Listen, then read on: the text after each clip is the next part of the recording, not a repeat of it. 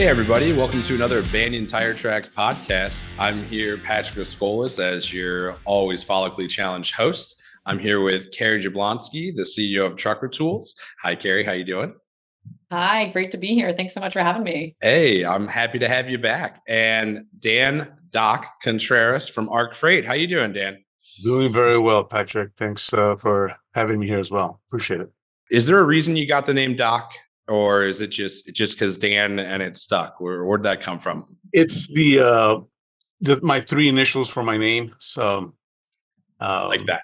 in Mexico, it's very accustomed to carry your mother's last name as well as your father's. Mm-hmm. So it's my first name and then my mom's last name and my dad's last name. So it wound up being Doc. So. That's a nice combination. I'm a bit of a history nerd, but I will get us to what we're actually talking about in a second here. But the president Ulysses S. Grant, when he went to military school or the boarding school, his real name was Howard Ulysses Grant, and they had the initials on their chests, and his was Hug. And so he got made fun of it so badly that he literally changed his name, and that's why he's Ulysses S. Grant and was USG. So you're like I was, you were saying, you're lucky to have the Doc. Yeah, there was some other three letters that could have had you as more of the bully's target there. But no, Kary and Doc, you guys are with me today, and we're going to talk about something that's more and more prevalent and more prominent within our industry, and that's cargo theft. And I know both of you guys are coming at it from slightly different sides, but I'll start with, a lot of this is I've read multiple articles and there's all kinds of stats, but, I think CargoNet responded that the criminal activities have gone up 46% in recent years. And I know that technology has played a bit of part of it, and just kind of the growing change and increase in technology and the difference of players across the boards and some of the different shifts. But Kary, love to get kind of your thoughts on this. Why is this happening, and how widespread is this? Yeah, it's very widespread, to put it bluntly. What I understand to be the real market forces at work here to make cargo theft and just fraud more broadly prevalent right now, a couple of things. First, that we are living in a world in which fraud and spamming and spoofing has become easier and easier as technology has not only improved on the, if you will, good guys side, but it certainly has improved on the more criminal side as well. So it's a lot easier to forge identity, all of that. The second is that we are operating in a loose capacity world. So there are all of these carriers moving around looking for freight, and it can be tempting in a low market rate environment to go with a very low cost provider as well, to a carrier that you've known and worked with reliably for time.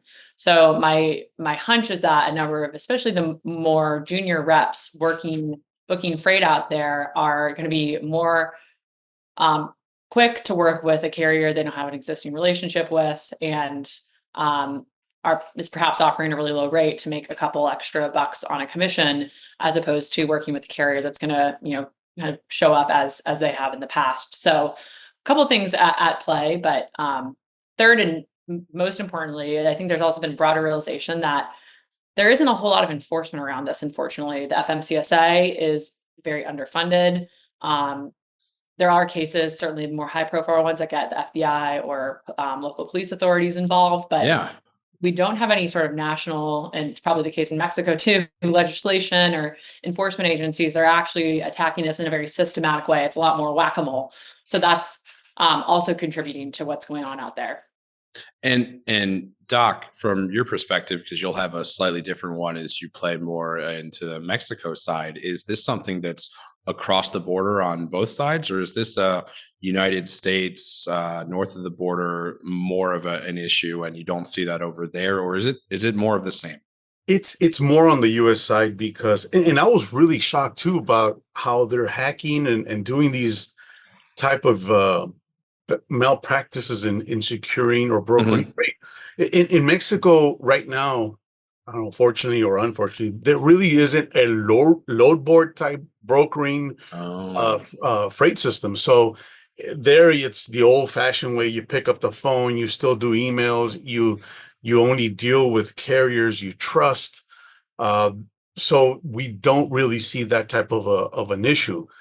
Out there. It's a little bit more, unfortunately, from a physical point where mhm. they're stopping the tractors, they're hurting the drivers, they're actually going and stealing the freight. And they've got different ways of popping the door The seals truck open, open yeah. without busting the seal. So that's more of an issue that we're up against. Okay, so we kind of have a tale of two crimes, if you will. One more on the technological, and one more on the physical. I don't want to call it old school because it's always evolving, but within that, and this is a curious question to me. And as Kary had said, we don't have really good enforcement on this side. Is on the Mexico side, is there anything different? Is there anything that matches that FMCSA, or is it just the local or the federal jurisdiction? It's federal jurisdiction. And then the thing about Mexico is, unlike on the U.S. side, where the carriers will carry a liability, right, up to Hmm. $100,000, or depending on, and I'm going to base it more on the LTL side because really that's our core business, LTL. Sure. You can go from $1 per pound all the way up to $25 per pound, but some of them are capping it now below 10. In Mexico, it's the 15-day equivalent of the minimal salary per metric ton, which comes out to like 8 cents per pound. That's all Mm. they're going to be liable for, and that's only if if you don't declare the value. If you declare the value, then they're going to charge you 1% of that declared value to carry a certain type of a liability coverage, if that's what you want. So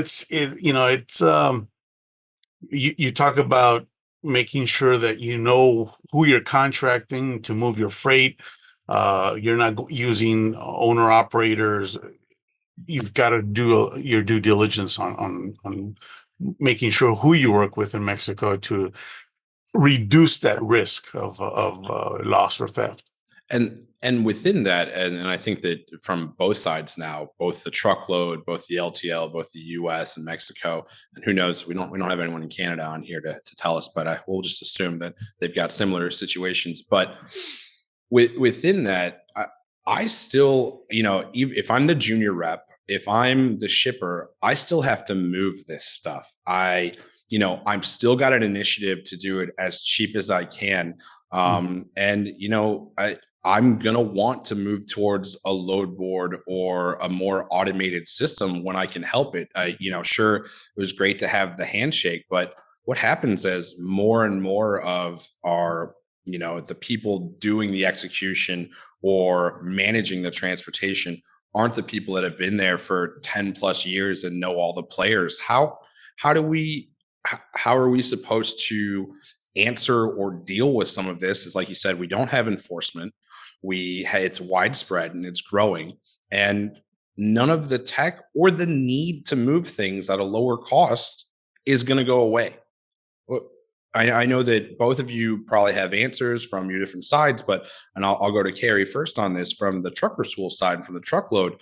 What are some of the things that you have in place that can mitigate this, or what am I supposed to do if I'm going to move a truckload and I don't know, chucking a truck from the guy who's trying to just spoof it and never deliver anything but take the money, whereas some guy really is trying to move a load at a cheaper rate because that's his business.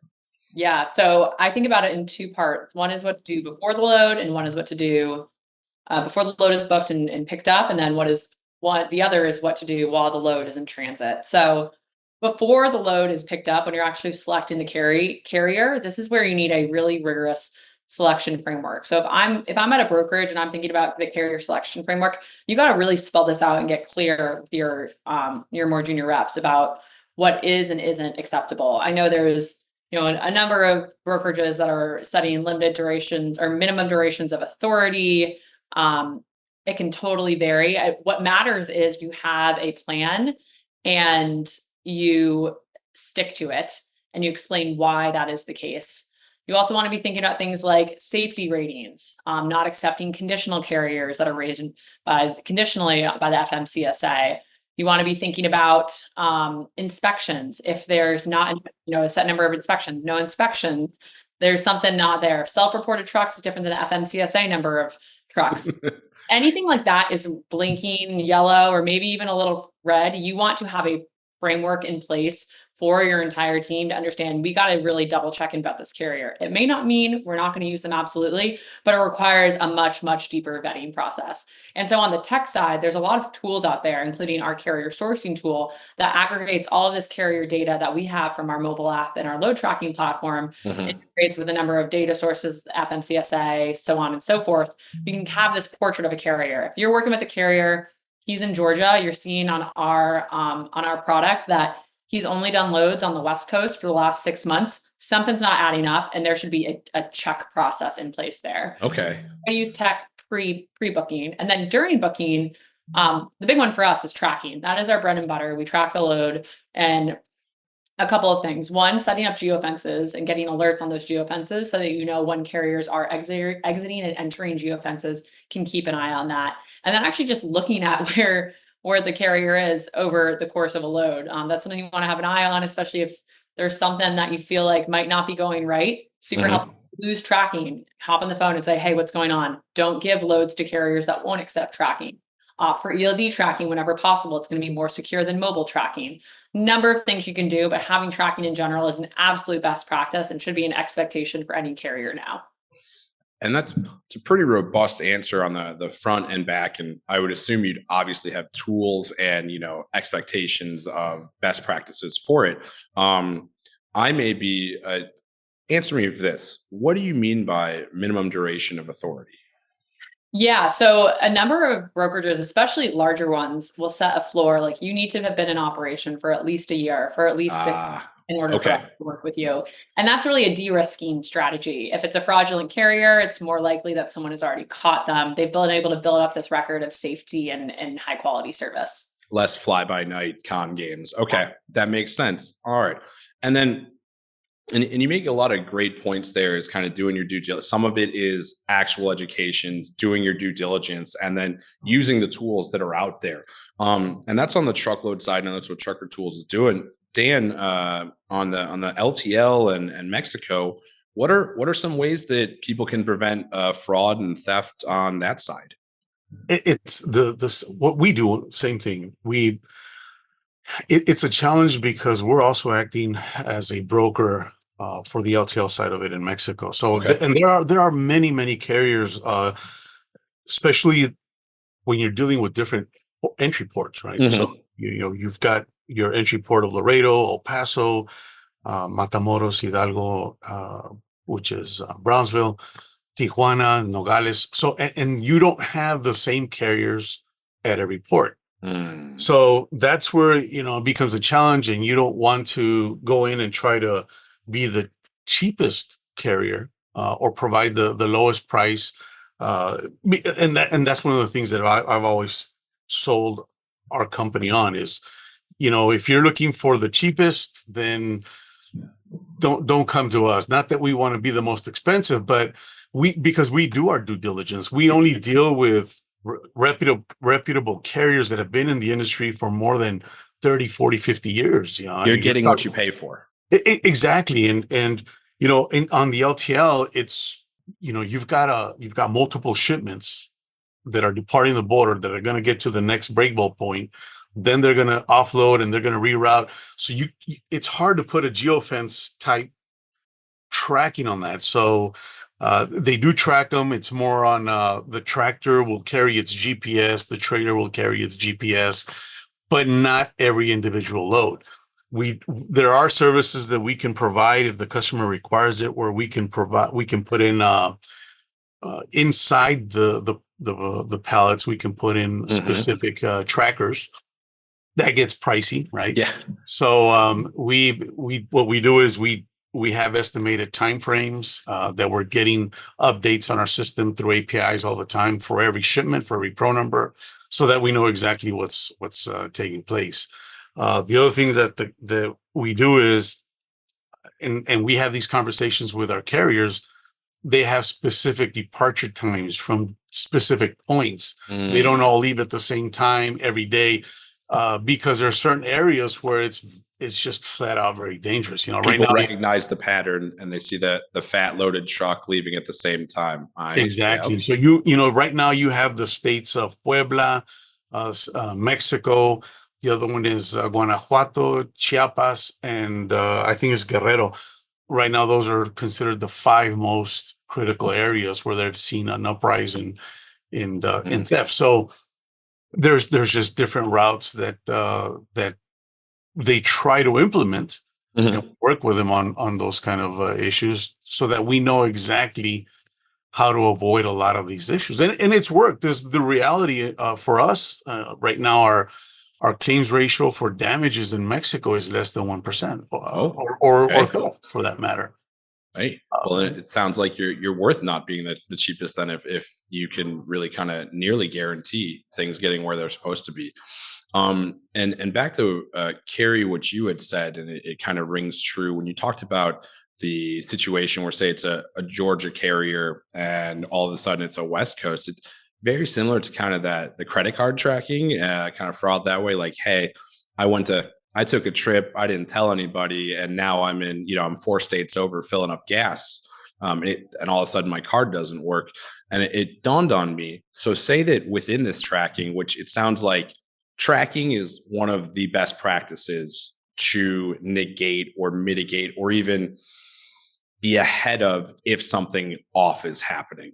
And once we've tracked it, and if we notice something's wrong, what do we do then? Do I get in a car and try to chase after them? Do I, hit the bat signal and get the red phone? Like what happens then I'm curious, and as well as what does the process look like? Because like you said, FMCSA, it sounds like they don't have, a monster truck to come pin somebody down. What is that? What does that process look like? And what's the best practice if someone sees something going wrong? Yeah, first, don't get into the car and drive. Though I'm sure I didn't think that was actually a viable option. Wild stories about the time they went to the warehouse and found all the goods. Don't do that. You gotta be. Everything is replaceable except for you. Yeah. Be careful. And I can only imagine that Doc, working on Mexican freight, will also emphasize that, like, your personal safety of you, of drivers, as utmost importance. So don't do that. 100%. I think if you see something going off during a load, it just speaks to, again, what you just mentioned around being proactive. If there is a load that is high value of import to you, you want to make sure you have an eye on it so that you can catch something as soon as it's going wrong. In a lot of cases, tracking will actually be valuable in helping figure out where did something go wrong. There's also a certain level, you want to involve either your compliance team, your kind of claims team, whatever is going on, whoever the right person within the brokerage operation is to get involved. They will know the most about when do we call the authorities, how do we get them involved. Gotcha. Local police are usually the ones to go to here in high profile cases, and large complex crime rings, going to have to involve the FBI. So my recommendation to a more junior broker who sees something going wrong is, you never want surprises. Always run that up the chain as fast as possible. Let the more senior people than you at the brokerage know what is going on, so that on the insurance side, they can start to figure out, hey, we did actually have a very thorough vetted carrier selection process in here. This wasn't something where we were using someone without insurance or something like that. And then they can also activate any of those chain of commands within the authorities. Doc, is that what you'd recommend too? Absolutely. Yeah. And the only difference is in Mexico. First and foremost, you don't even want to attempt to go look for that tractor or trailer or get involved in any of that. But it's making sure that you just work with the appropriate vetted carriers, and that's the good thing is, you're always, because one of the things we've seen is, and it's unfortunate, it's the rule of thumb of, it's my buddy, my cousin that has 2 tractors or 2 trucks, and and they do that to be able to get very, very low pricing. Yeah. Well, from a professional brokerage standpoint, that you want to have a good reputation, you stay away from that, because that's what gets you into a lot of the problems. So it's making sure that You do that due diligence like we've mentioned before. You work with the right carriers, make sure they have safety protocols in place. Mexico, you know what? It's actually the US, they have the CTPAT process. So freight that's coming northbound from, Mexico into the US, they have all these security protocols in place. So that's what you want to deal with. That's what you want to get, making sure that you're working with, so that in case it does happen, you've got all the necessary steps in place to file the claim if the insurances were provided. Um, you break out of that line, you're gonna be in for a lot of hardship. I think what's important too, just to build on, is to understand what are sketchy carrier indicators. It doesn't mean they're bad actors at all, but like, I think saying, oh, like my friend is going to do this. That's cool. They could be your friend, but like, we still got to see the documentation. Like we Right. need up front. If a carrier refuses tracking, if they avoid providing specific driver information, if they are, way too eager on the phone to get the load confirmation, if they don't understand in the US, certainly what an ELD is, those are all things to say, okay, actually, we got to double check on this. And you go another step further too. You have to look out after the safety of your environment, when you're out on the highway, because sometimes these low balling carriers, they don't have the highest safety ratings on their equipment. And Mexico has been a progressive country. I've been working in Mexico for, I don't know, close to 30 years now. It's not anywhere near what it was back then. You see some of the most high tech equipment on the road now. Mhm. So that's another thing, though. You get what you said earlier, Patrick. You get what you paid for, right? So you want to deal with these type of carriers that are not going to look out only after your product, but after your environment too. The safety of the other people. You got to make sure that it's good quality carriers with good quality equipment all around. Yeah, and I think my biggest question here is, is there a time when I can even believe that price that's too good to be true? With everything I'm hearing, it sounds like if it falls enough outside of this margin that I think it's supposed to be in, I should really be skeptical. But as we all wait for the pendulum to swing and rates will change, like how is someone to know, like how tough is that for me to know, hey, I found a good one? And I know it goes back to due diligence, but I'm still out there hunting after a deal. You talked about the geofencing and the tracking. And I think that what's interesting to me, and one of the key reoccurring topics that we see, or I see within this podcast, is that relationship is so much a part of everything we do. Even on the Trucker Tools load board, if you hit someone for the first time, after they've proven themselves, reliable, you're going to want to keep going back to them, even if there is a variation in price. I mean, that might be outside of your cost cutting initiatives, but it's going to get this. At a certain point, do companies and executives need to stop looking at freight so much from a cost perspective and more from, hey, we got 98% of things from A to B versus we thought we were saving? Or is that low cost that burns us going to end up costing us more on the back end, and it's going to show up anyways? Price is always going to be a thing. Yeah, no, agreed. Yeah. I'm in sales. I know it. Commoditizing space. So I think what's really important for you as a broker, as a carrier, is to think about how do I differentiate to justify that higher cost. Exactly like Doc said. So something that you just brought to mind for me is shippers are now starting to expect differentiated levels of service. So it's not just tracking compliance, but for example, Kroger has released their mandate around temperature tracking and requires all of their carriers and brokers in their routing guide to be providing not just location data, but actually for refrigerated loads, temperature data by a certain time. So that's the next step. And so if you're a super low cost carrier, you're a reefer, and you can move stuff for Kroger, that's great, but that's not going to cut it anymore. And you're going to see as those big companies like Kroger start to move the industry in that direction, you're going to see smaller and smaller businesses and shippers follow suit. So price is always going to be a very, very important part of this industry. Negotiation is going to be important. How do you win on that? You win on it through service and through relationships.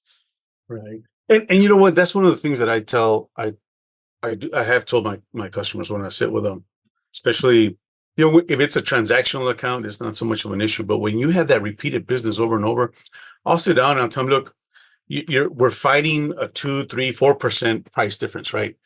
But with the carriers that you're currently working with or the brokers, how many claims have you had? How much time and resources have you spent in trying to get that resolved? And they'll sit back and they'll start scratching their head. And you're like, because that's where I make up that difference. You may be paying a little bit more with us, but you're not spending nearly all that time and trying to find out where your freight is at, getting the claims resolved, problems with your customers because the freight wasn't delivered properly. So those are things that you have to learn how to make your customer understand and see the value of the product that you're selling. Because, it's crazy how with technology, I was so shocked. Because we have a company we deal with out of Manzanillo, Mexico, and they provide those the temperature controls. They'll even tell you if there's a light that was brought into that trailer, that thing's going to go off, and there's something wrong. And there's right. So yeah, if you want to make sure that you avoid all these different types of scenarios or problems, it's going to cost you a little bit more.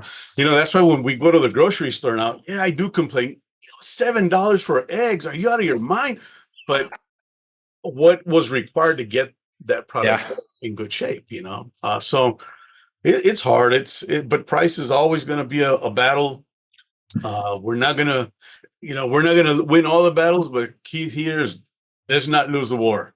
No, I would have been really surprised if you guys had somehow told me that no, there were more important KPIs than price coming around the corner. But and you make some great points. And with all of this, it sounds like both your organizations have tools and best practices to really mitigate, fraudulent activities and some more of the theft.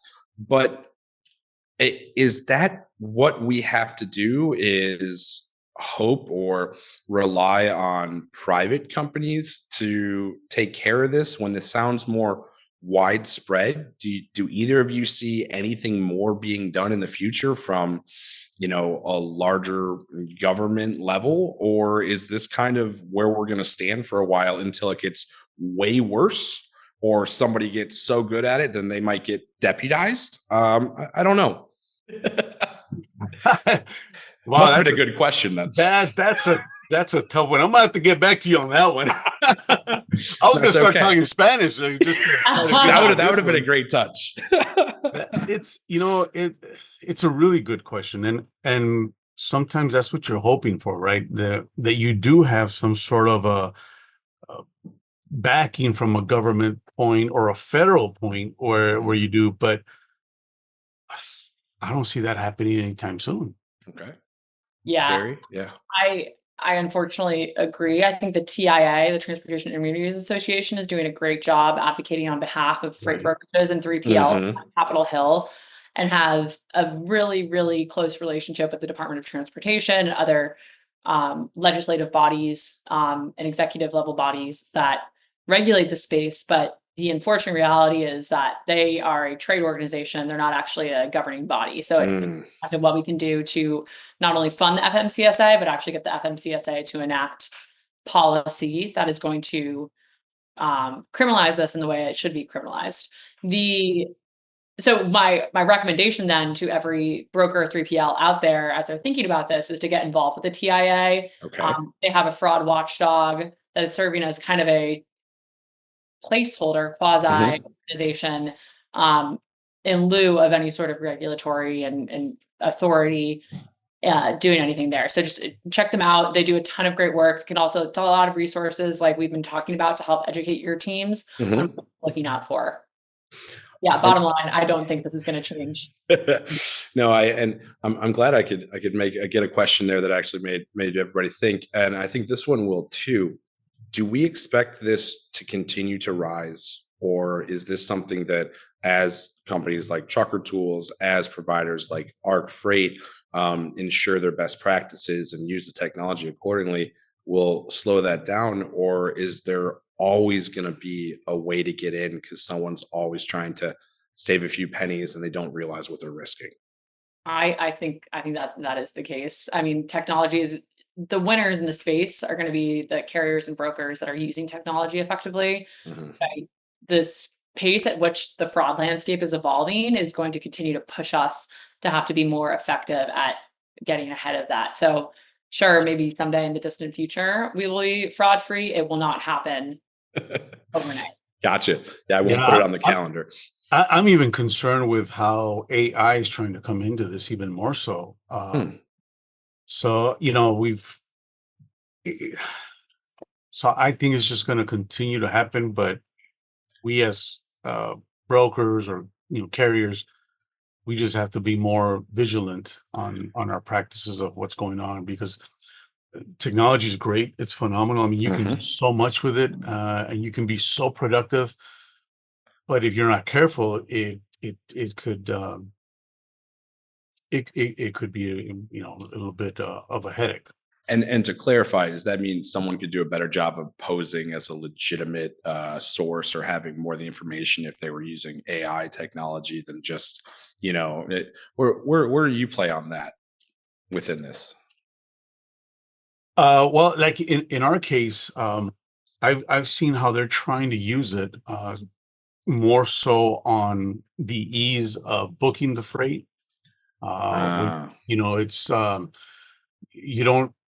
So if it's automated, yes, it's going to be intelligent. It can answer a lot of questions, but I'm seeing more of a concern once it hits a border because there's so many issues that happen once it goes through U.S. and Mexican customs mhm. that could create a more of a concern of what's going to happen, and will it be directed through the right port or through the right practice on the Mexican customs side or the U.S. customs side?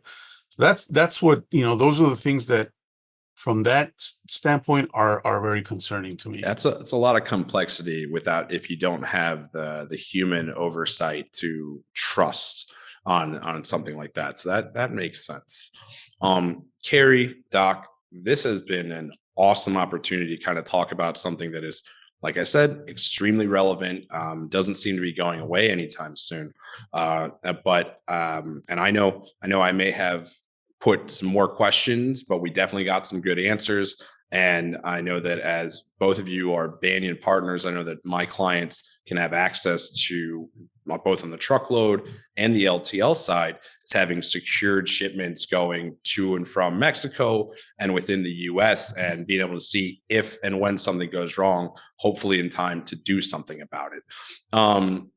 And I just want to leave, as I always do here, and I'll start with Doc, just because you're on my screen and the biggest right now. Here's another opportunity. What's your last statement to anyone listening, whether it's from Doc's mind or from Arc Freight? Here's your little soapbox for a statement or two. Well, just again, appreciate the opportunity to even be on this platform with Banyan. We Oh, love talking to you, Doc. we love the relationship, and Mexico is um, sometimes brings a little bit of a concern from the different standpoints of you have changes in currency, changes in language. The processes are not the same. You don't have the same governing rules from your NMFC tariff classes to how it operates in Mexico. So if we've tried to simplify that, we want to be able to have the opportunity to make it very transparent on how it works, how it help, so that we can be a one source carrier for you in Mexico, and you can have that assurance and be able to trust the product that we're providing for you in Mexico. Hey, that's great. When you click the button and the technology you trust with a carrier you trust, it should get where it needs to, and that's worth the cost. Kary, same to you. Platform is yours to shout from the mountaintop. Awesome. Well, yeah, just echoing everything Doc said about our relationship with Banyan, huge fans of what we've built together and what we're doing for mutual customers. So thank you for the spotlight. We'll also say, just on the subject of theft and fraud, like I mentioned, the bad actors out there are getting more and more sophisticated every day. And yes, relationships and understanding who you're working with are very important, but it would be a fool's errand to try to combat this without technology. So I just want to encourage everyone out there who's thinking about this to not only invest in technology, but then actually invest in the implementation of it. Like coming back to one of my points earlier around SOPs for carrier selection, making it really clear, because you as the leader, let's say, of a compliance or carrier selection team can only do as much as it's clear to the folks who are on the phones every day booking freight. So got to take that technology, implement it, and then you got to come up with really clear guidelines that can be scaled to the entire organization to make a big difference. I like that because, technology by itself isn't it. You got to have best practices in place. You got to have people who know how to use the technology, and as a combination, you can get the best things done. And obviously a little bias is we got a technology platform here, but we know it works well, and we're very thankful to have both Trucker Tools and Arc Freight as a partner. And with that, I'm gonna kind of close us down here. Thank you very much, Kary and Doc. It was a pleasure to talk with you. To everybody else listening here, this has been Patrick Scolas with another Banyan Technology Tire Tracks podcast. Like, subscribe, comment, whatever it is the kids do. And we have some conferences coming up from the Banyan side in tropical downtown Cleveland in September, and then hitting hot Atlanta and Las Vegas in October. And whatever's closest or wherever it sounds the most fun to you, come see us. Thanks, guys. Appreciate your time today. Thank you very much. Yeah.